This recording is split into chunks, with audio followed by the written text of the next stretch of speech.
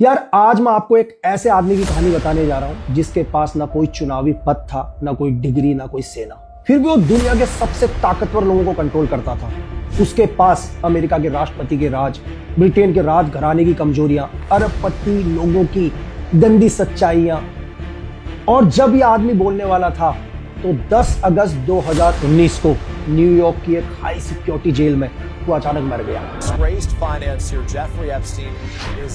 सवाल ये नहीं है कि जेफरी एप्स्टीन कैसे मरा, सवाल ये है कि जेफरी एप्स्टीन कौन था, क्यों उसे मारा गया, क्यों आज भी लोग जेफरी एप्स्टीन के बारे में जानना चाहते हैं। Jeffrey Epstein, the deceased American financier, a pedophile, convicted sex offender, and a man accused of trafficking young girls and women. He was connected to some of the richest and most influential people in the world. Jeffrey Epstein की file के अंदर दुनिया के बड़े बड़े powerful लोगों के नाम है, और मैं आपको बताऊं कि इसी जेट के अंदर president, royal family, billionaires, Titanic के हीरो भी इनके पर्सनल आइलैंड के अंदर देखे गए। लेकिन क्या सिर्फ जेफरी एप्स्टीन ही सब कुछ था, या जेफरी एप्स्टीन सिर्फ एक मोहरा था? रॉबर्ट मैक्सवेल मोसाद के एक एजेंट, इनका कनेक्शन मोसाद के साथ, और मोसाद के पावरफुल आदमी की बेटी जेफरी एप्स्टीन की गर्लफ्रेंड। ये अमेरिका के इतिहास में बहुत कम लोगों के साथ हुआ है यार। आप भी सोचो कि यार एक आदमी जो पकड़ा गया और वो 10 अगस्त 2019 की सुबह आत्महत्या कर लेता है, उस टाइम सारे सीसीटीवी कैमरे बंद होते हैं, उसके सेल के पास कोई भी गार्ड नहीं होता। जेफरी एप्स्टीन के बाद हर वो इंफॉर्मेशन थी जो इंफॉर्मेशन अगर दुनिया में आ जाती तो इन पावरफुल लोगों को कुछ ही सेकंड लगते आसमान से धरती में आने की। यार जेफरी एप्स्टीन का जो जन्म है वो 20 फरवरी 1953 को न्यूयॉर्क के एक बहुत ही मिडिल क्लास परिवार में हुआ। इसके पास ना पैसा था, ना पावर, ना कोई पहचान, लेकिन पढ़ाई में थोड़ा तेज था यार, और ज्यादातर अकेला रहता था। बचपन से इसको पता है क्या थी, एक आदत थी लोगों को ऑब्जर्व करने की, कि मतलब लोग क्या कर रहे हैं, वो क्या देख रहे हैं, और ये सब बातें जेफरी एप्स्टीन को थोड़ा सा अलग बनाती थी। और बचपन से ही उसके अंदर सिर्फ एक ही चीज था कि कैसे पावर पानी है, पावर चाहिए। तो 1970 से 1974 तक उसने कॉलेज के अंदर एडमिशन लिया, और ऐसा नहीं है कि कॉलेज में वो बहुत ही उसने पढ़ाई करी और उसने बीच में ही यार कॉलेज छोड़ दिया, तो इसका मतलब उसके पास कोई डिग्री नहीं थी। लेकिन इसके बावजूद 1974 में एक डेल्टन स्कूल है न्यूयॉर्क का, जहां पूरे अरबपति बच्चे पढ़ते थे, और वहां इसको एक टीचर की नौकरी मिल गई यार। सोच लो, उसके पास डिग्री नहीं थी तो इसको एक टीचर की नौकरी कैसे मिली, एक सवाल। और यहां पर इसको बच्चों में कोई इंटरेस्ट नहीं था, उनके माँ बापों में इंटरेस्ट था कि कौन माँ बाप कितना अमीर है, वो किससे डरता है, उसकी क्या कमजोरियां हैं। तो सोचो कि कोई भी एक टीचर जब स्कूल में जाता है तो बच्चों के अंदर इंटरेस्ट होता है कि यार कौन बच्चा कितना पढ़ना चाहता है, या किस बच्चे की क्या कमजोरियां हैं। लेकिन जेफरी एप्स्टीन का क्या था, इंटरेस्ट सीधे उनके माँ बाप की ओर, कि कौन कितना पावरफुल है, कौन कितना कमजोर है। और पता है, यहीं से जेफरी एप्स्टीन ने एक बात सीख ली यार, कि ताकत क्या है, पैसे में नहीं है, ना कुर्सी में है। सबसे बड़ी ताकत क्या है, लोगों की कमजोरियां। तुम लोगों की कमजोरियां ढूंढो तो तुम दुनिया के सबसे पावरफुल आदमी बन जाओगे। और यहीं से गेम चेंज होता है। 1980 से लेकर 1989 तक जेफरी एप्स्टीन एक आदमी का फाइनेंशियल एडवाइजर बनता है जिसका नाम था लिस्नी वेंसर। ये बहुत ही एक अरबपति आदमी थे यार, और इनके एडवाइजर बने, क्यों बने नहीं पता। क्यों जेफरी एप्स्टीन को इन्होंने अपना फाइनेंशियल एडवाइजर बनाया, जबकि जेफरी एप्स्टीन के पास तो कोई डिग्री नहीं थी ना यार। लेकिन कहते हैं कि इन्होंने उनको एक अरबों डॉलर का फाइनेंस किया, अपना आलीशान बंगलो दिया, लग्जरिया गाड़ियां दी, जिसके बदले जेफरी एप्स्टीन ने कोई पैसे नहीं दिए। लेकिन लोग कहते हैं कि जेफरी एप्स्टीन ने क्या कर दिया था, इन्हें ब्लैकमेल करना शुरू कर दिया था जब ये कॉलेज के अंदर टीचर हुआ करते थे। और लोग कहते हैं कि जेफरी एप्स्टीन ने भरोसा जीता, नहीं, सच कुछ और है। और 1988 में यार जेफरी एप्स्टीन ने खुद की एक कंपनी खड़ी कर दी जिसका नाम था जे एप्स्टीन एंड कंपनी।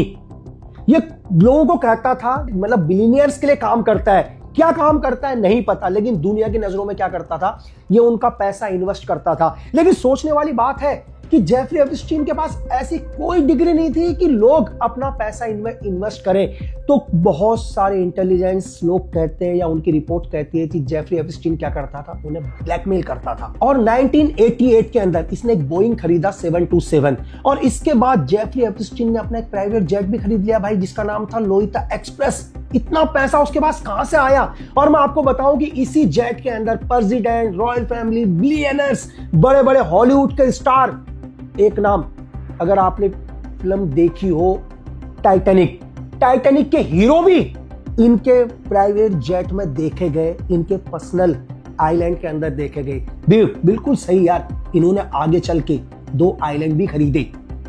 और पता है आइलैंड क्यों खरीदे? ये आइलैंड इसलिए नहीं खरीदे कि बहुत ही लग्जरियस बनाना है, बल्कि ये आइलैंड इन्होंने इसलिए खरीदे कि ना तो इस आइलैंड पर कोई पब्लिक हुआ करती थी, ना कोई पुलिस थी, एक सीक्रेट जहां पर लोगों का कोई भी इंटरफेयर नहीं था। लेकिन इस आइलैंड के चप्पे चप्पे पर, हर पत्ते पर, हर रूम के अंदर, हर जगह पर, हर आंखें जेफरी एप्स्टीन के इशारे में काम करती थी। मतलब हर जगह पर जेफरी एप्स्टीन ने वो हिडन कैमरे लगाए थे जो हर मूवमेंट की नजर वहां पर आने वाले लोगों पर, जो भी बिलियनर्स या जो भी दुनिया के पावरफुल लोग आते थे। क्योंकि जेफरी एप्स्टीन लोगों को दुनिया की वो सारी सुविधाएं उपलब्ध कराता था जो इलीगल थे, जिनको दुनिया की कोई भी अदालत, कोई भी कानून, कोई भी समाज मान्यता नहीं देती। आप बिल्कुल सही समझे। जेफरी एप्स्टीन दुनिया की सभी, मतलब नाबालिग, अगर आपको मैं बोलूं 18 साल से छोटी लड़कियों को दुनिया के अलग अलग कोने से लाकर इस आइलैंड में रखते थे और यहाँ पर दुनिया के पावरफुल लोग आते थे। और जेफरी एप्स्टीन ने यार, इस आइलैंड का नाम था सेंट जेम्स आइलैंड। और मैं आपको बताऊं उसकी कीमत उस टाइम $7.95 मिलियन के आसपास थी। आप समझ सकते हैं उस आइलैंड की कीमत। लेकिन जेफरी एप्स्टीन के पास ये पैसा आया कहां से यार? आज भी ये सवाल है। लेकिन इस आइलैंड में सिर्फ एक ही काम होता था। क्या होता था?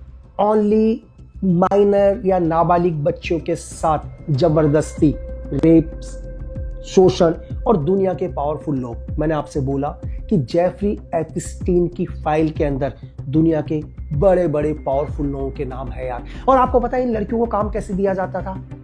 इन लड़कियों को नौकरी के नाम पर झांसा दिया जाता था, उन्हें गिफ्ट दिए जाते थे, उन्हें बोला जाता था तुम्हें ट्रिप कराए जाएंगे, टूर कराए जाएंगे। लेकिन जब वो लड़कियां इस आइलैंड तक आ जाती थी तो यहां से जाने का कोई रास्ता नहीं था। और यहीं से क्या होता था, जेफरी एप्स्टीन दुनिया के पावरफुल लोगों को ब्लैकमेल करता था। क्योंकि दुनिया के बड़े बड़े पावरफुल, यहां तक कि अमेरिका के एक्स प्रेसिडेंट बिल क्लिंटन भी इस आइलैंड पर देखे गए। रॉयल फैमिली के प्रिंस एंड्रयू का तो नाम पहले ही आ चुका है, दुनिया के सभी पावरफुल लोगों का। तो जेफरी एप्स्टीन को यह समझ में आ गया था कि अगर दुनिया को कंट्रोल करना है तो सबसे पहले जो दुनिया को कंट्रोल करते हैं उनकी कमजोरी किसके पास होनी चाहिए? जेफरी एप्स्टीन के पास होनी चाहिए। तभी जेफरी एप्स्टीन क्या करेगा?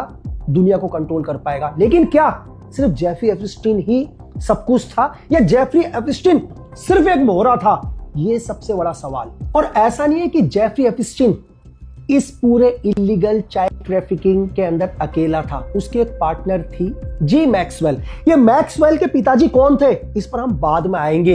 ये एक बहुत बड़ा सस्पेंस है कि क्यों जी मैक्सवेल जेफरी एप्स्टीन की गर्लफ्रेंड बनी, जो पहले से एक अरबपति लड़की थी। ऐसा क्या था कि जी मैक्सवेल इसके हर इलीगल काम में जेफरी एप्स्टीन का साथ देने लगी। मैक्सवेल का काम था दुनिया की भोली भाली लड़कियों को फंसाना और एप्स्टीन तक पहुंचाना, और एप्स्टीन सेम उन लड़कियों को अपने आइलैंड में लाना, दुनिया के पावरफुल लोगों को उस आइलैंड में बुलाना और उन्हें वो सब कुछ प्रोवाइड कराना जो कानून में इलीगल है, और बाद में उन लोगों को ब्लैकमेल कराना। और ब्लैकमेल करके इसे पैसे की जरूरत नहीं थी, इन्हें जरूरत थी कि दुनिया को कैसे कंट्रोल किया जाए, कैसे दुनिया में किस देश की सरकार गिराई जाए, किस देश में किसकी सरकार आनी चाहिए, किस देश में वॉर होनी चाहिए। ये जेफरी एप्स्टीन या उसके पीछे जो पर्दे में लोग थे वो कंट्रोल करते थे।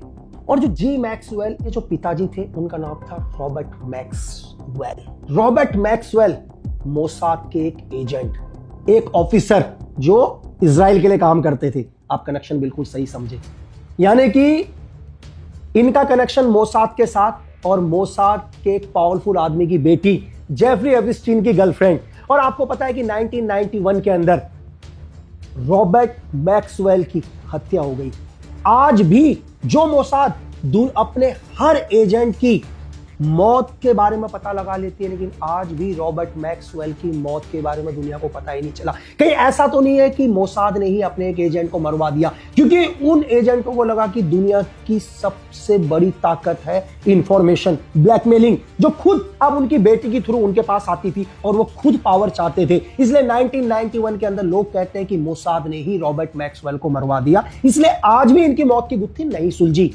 और बहुत सारे लोग बोलते हैं कि मैक्सवेल सिर्फ मोसाद का एजेंट नहीं था, मैक्सवेल की बेटी के थ्रू वो MI6 का भी एजेंट था। उसका काम था MI6 तक उन सभी लोगों की कमजोरियां, वो ब्लैकमेलिंग की चीजें MI6 तक पहुंचाना, ताकि ब्रिटेन की रॉयल फैमिली या ब्रिटेन के पावरफुल लोग या FCBO उन सभी लोगों से वो काम करवा सके जिससे वो पूरी दुनिया को कंट्रोल करें।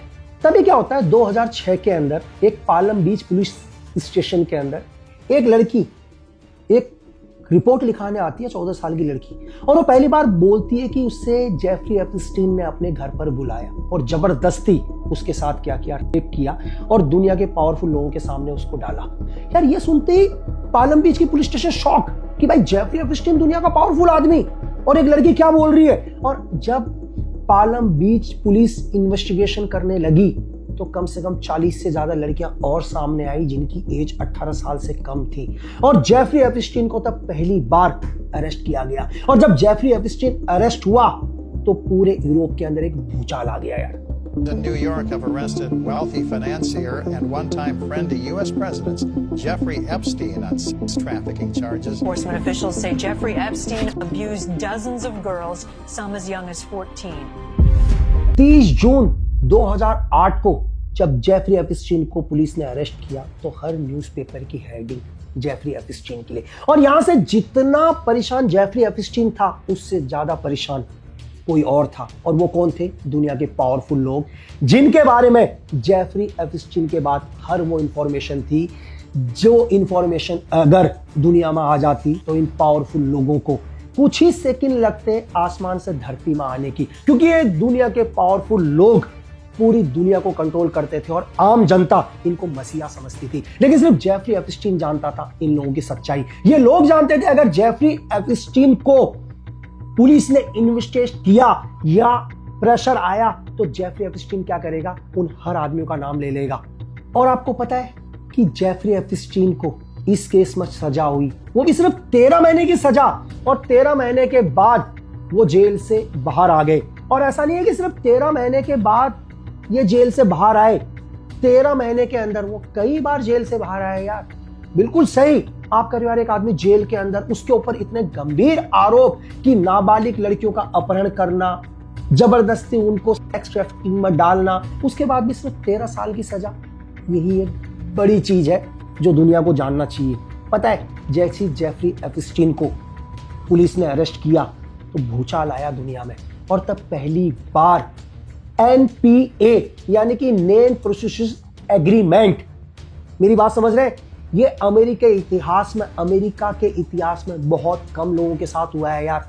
ये एग्रीमेंट क्या है, ये एग्रीमेंट है कि जब भी कोई आदमी पकड़ा जाए, अगर इस एग्रीमेंट पर वो आदमी साइन करता है और कहता है कि नहीं मैं सारा गिल्ट मानने के लिए तैयार हूं, तो सरकार उसकी सजा कम कर देती है। लेकिन इसके पीछे एक बहुत बड़ा गेम, ताकि इस केस को पब्लिक के सामने ना आने दिया जाए। क्यों? क्योंकि अगर केस जितना लंबा होगा पूरी मीडिया के अंदर उतना ज्यादा आएगा, लोगों को इस केस के बारे में उतना पता चलेगा। तो सबसे पहले अमेरिकन गवर्नमेंट या दुनिया के पावरफुल लोगों ने एक बड़ा गेम खेला और एक NPA एग्रीमेंट साइन किया जेफरी एप्स्टीन के साथ। और जेफरी एप्स्टीन ने कोर्ट में बोल दिया कि मैं गिल्ट अपने आप को क्या मानता हूं, गुनहगार मानता हूं। और कोर्ट ने बोला कि यार एक आदमी खुद अपना गुनाह मानता है, मान रहा है, तो उसको सिर्फ 13 महीने की सजा दी। आपको पता है इस केस के अंदर जेफरी एप्स्टीन को उम्र कैद की सजा, कम से कम 20 साल और लाइफ टाइम जेल के अंदर की सजा हो सकती थी। लेकिन लोग जानते थे कि जेफरी एप्स्टीन खुद को बचाने के लिए उन सभी पावरफुल लोगों का नाम ले सकता है, इसीलिए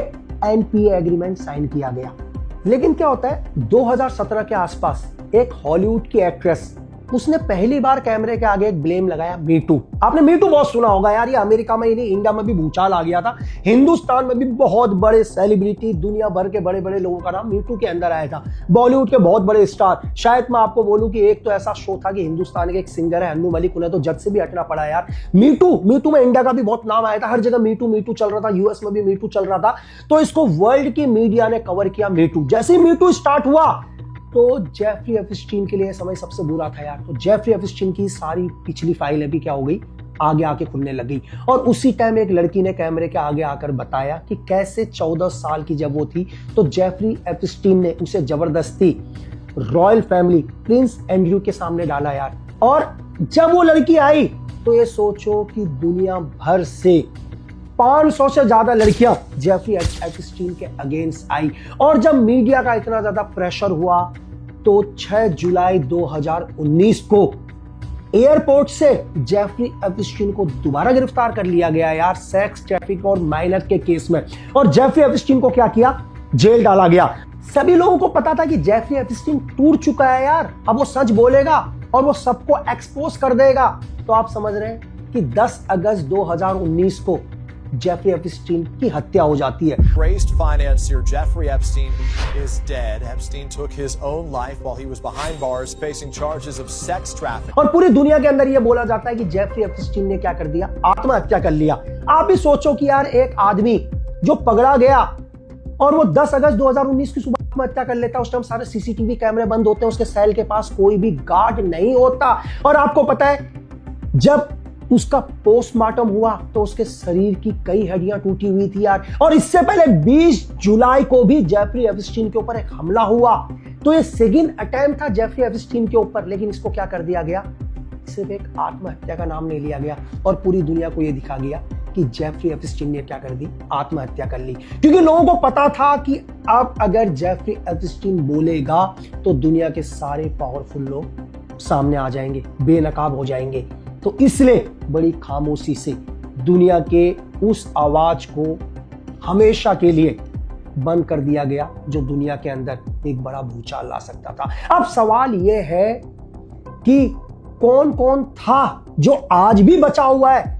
जेफरी एप्स्टीन तो खत्म हो गया, लेकिन दुनिया के वो पावरफुल लोग तो आज भी वैसे ही हैं, आज भी दुनिया को साइलेंटली अपने हिसाब से चला रहे हैं। क्या सच में आज भी उन लोगों को यार सिस्टम बचा रहा है?